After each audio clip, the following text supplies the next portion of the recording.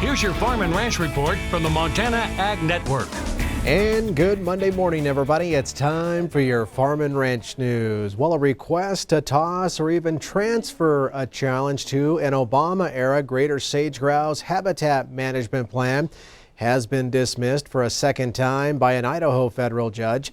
The Interior Department had finalized a revamped ruling back in March that would cover nearly 60 million acres of greater sage-grouse habitat in places like Northern California, Colorado, Idaho, Nevada, Oregon, Utah, and Wyoming.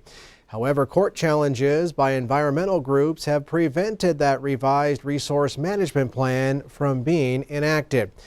Now, livestock organizations like the Public Lands Council and NCBA say this is just yet another example of advocating from the bench.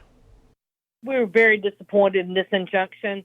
We had a really thorough rulemaking process that everybody got a voice. Sound science was presented. We know we have the science that grazing not only doesn't harm sage-grouse habitat, it actually improves it. And so for the judge to issue this injunction at this point after that process is extremely disappointing and frustrating. Now, the BLM and U.S. Forest Service had asked the U.S. District Court for the District of Idaho to evaluate whether the Resource Management Plan challenge should be split up and heard in several states. But District Judge B. Lynn Windmill, who dismissed the argument, has also previously rejected a similar request. So, as the saying goes, it looks like it's back to the drawing board for the federal government along with the U.S. livestock industry. Stay with us. We'll be back with more ag news right after this. Hey, Luna, why was the jack-o'-lantern afraid to cross the road? I don't know, Jack. Why? Because it had no guts. Get it? Whoa, did you see the Yokohama tires on that SUV? Yeah, I've been seeing a lot of those lately. That's because there's a big sale at Tire-Rama until October 31st. Get up to $80 back on any set of qualifying Yokohama tires, even winter tires. Oh, speaking of winter, what's black, white, orange, and wattles? A penguin carrying a pumpkin. Roots. They anchor CHS to Montana. CHS is your partner for feed, for fuel, for agronomy, for grain. CHS is the largest agricultural cooperative in the world. CHS leads because our owners know this land and know how to make the most of this modern farming world. CHS is your cooperative. CHS, creating connections to empower agriculture. Well, the Farm Service Agency, in partnership with Montana State University, have announced the schedule of 23 informational Farm Bill meetings across Montana here in October and early November.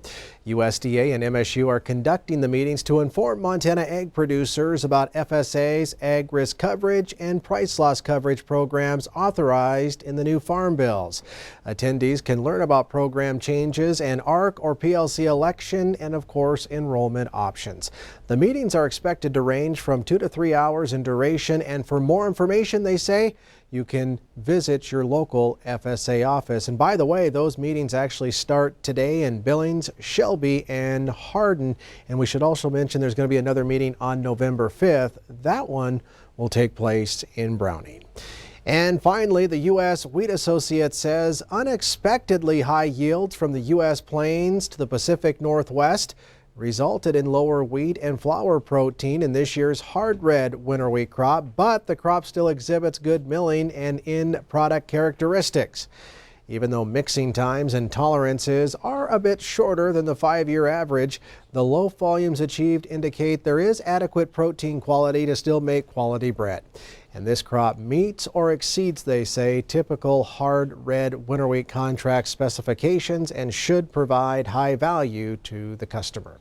This year's hard red winter wheat crop, they say, can be best characterized as clean and sound with some very good milling properties, but with below average protein content, still capable of producing good end products, not only for those end users, but more importantly, those consumers who love bread. That does it from the Ag Desk. Have a great day.